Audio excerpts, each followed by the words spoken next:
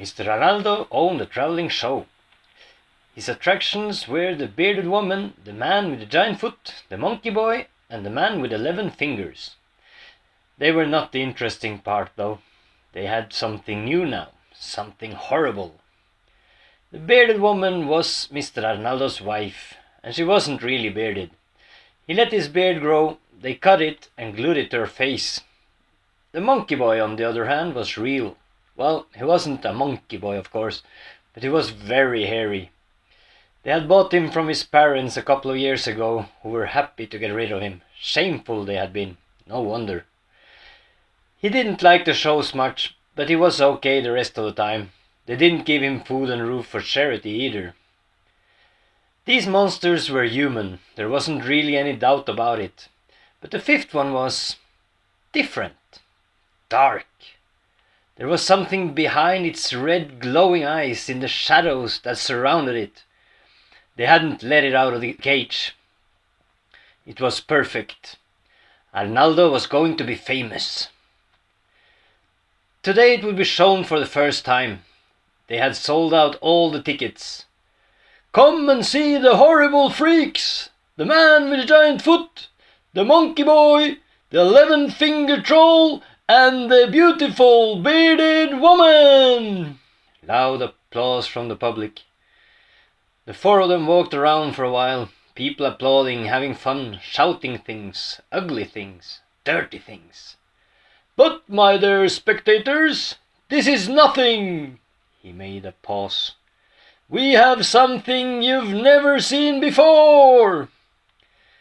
In the center of the stage there was a cube with the clothing over it. Now, ladies and gentlemen, it's time for the big attraction! You think what you've seen until now is disgusting? You think they are horrendous monsters?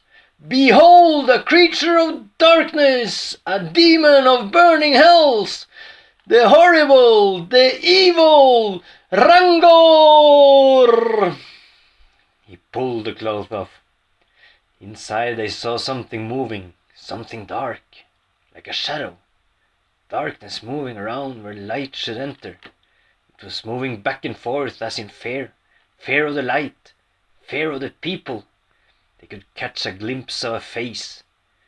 Horrible, evil eyes staring out at them. Hatred. A sigh of astonishment went through the crowd. Amazing! Horrendous! They whispered. They were too shocked to shout. Then someone started applauding.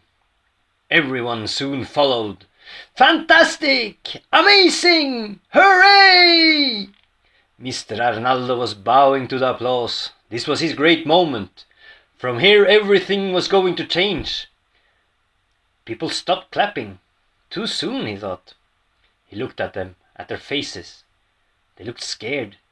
They were not looking at him. They weren't looking at the cage. They were looking behind him. He slowly turned around. The dark creature was no longer inside its cage. It was standing there.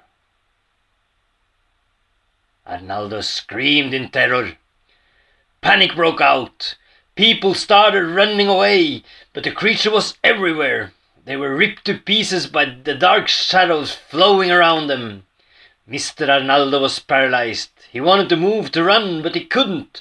He watched as his customers were all murdered, gutted, flawed. This was not good for business.